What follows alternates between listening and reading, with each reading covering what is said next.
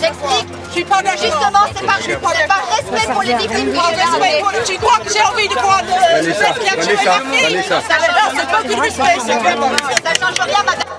Un requin-tigre pêché puis ramené cet après-midi près d'une stèle où l'hommage était organisé, un geste qui n'a pas plu à certaines familles de victimes.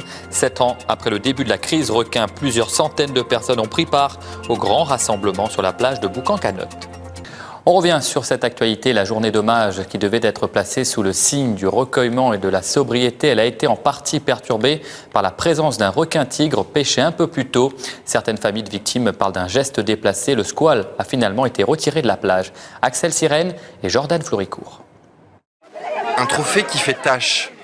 En plein hommage aux victimes des attaques de requins, un squale a été amené à côté de la stèle érigée ce dimanche à Boucan-Canotte. Ceux qui ont amené ce requin-tigre de près de 300 kilos, pêché ce matin au large de Saint-Gilles, réclament de pouvoir accéder à la mer, comme c'était le cas avant la crise requin. Une opération qui n'était pas prévue par les organisateurs de l'hommage et qui a fortement heurté les familles des victimes. C'est pas le moment là de le faire là. On est venu pour rendre hommage aux victimes, on n'est pas venu pour faire le polémique. Vous l'expliquez justement. Non, tu veux rien J'explique. Je suis pas d'accord. Justement, c'est par respect pour les victimes. Tu crois que j'ai envie de croire le fait qu'il a tué ma fille? C'est beaucoup de respect, ça vraiment. Ça change rien, madame. Vous savez, ça changera rien. Ça changera rien, malheureusement. Celle qui est à l'initiative de cette démarche ne regrette pas son geste. Oui, il y a une maman qui a été choquée forcément parce qu'elle a pris conscience, peut-être qu'elle n'avait jamais vu de requin en entier, je pense que c'est ça. Et en effet, ça lui a fait un choc parce qu'elle a vu ce que c'était qui malheureusement avait attaqué sa fille. Mais je comprends.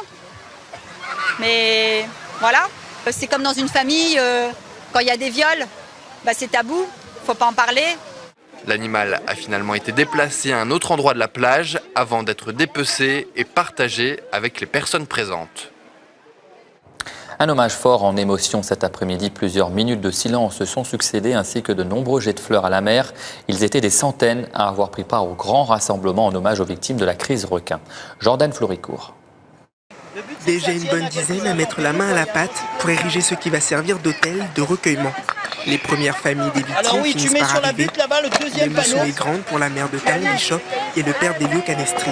Après ces 3 années, ils tiennent profondément à ce que l'on rende hommage à toutes les victimes. Et aujourd'hui, être là tous ensemble, montrer qu'il n'y a pas de couleur dans la douleur, il n'y a pas de couleur dans la mort, et on est tous égaux. Et je voudrais juste que tout le monde comprenne que le décès de Talon et toutes les autres victimes, personne ne mérite de mourir comme ça. Ils sont plusieurs à témoigner à tour de rôle. Certains perdent leurs mots devant la foule. Pendant ce temps, l'hôtel est garni de fleurs et de bougies par le millier de personnes qui a investi la plage, puis une minute de silence.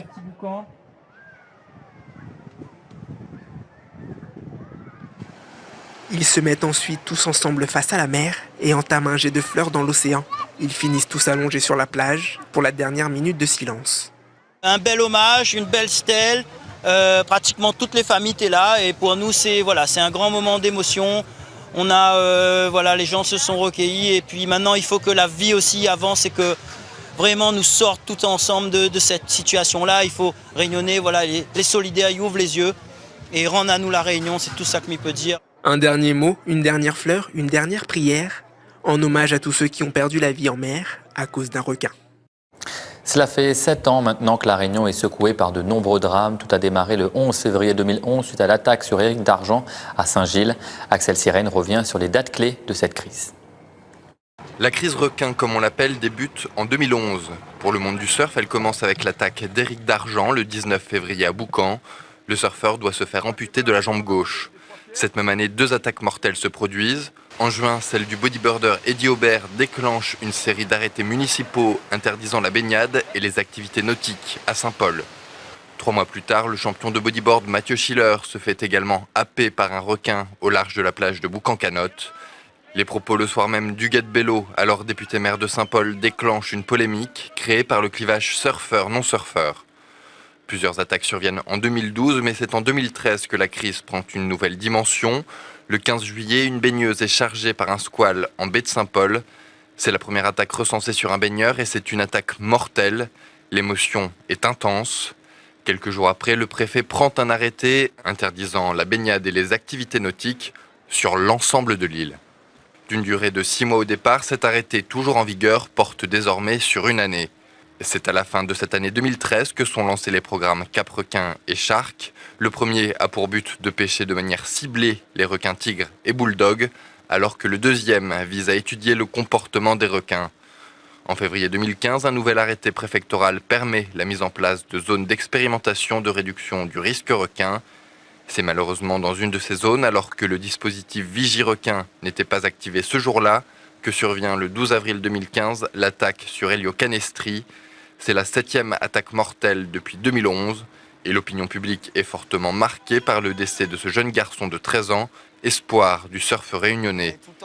Quelques jours après, Georges-Paul Langevin, la ministre des Outre-mer de l'époque, réaffirme le soutien financier de l'État dans la lutte contre le risque requin. Un soutien renforcé pas plus tard que la semaine dernière par Annick Girardin, l'actuelle ministre des Outre-mer, avec le doublement des fonds, mais qui ne convainc pas le monde du surf.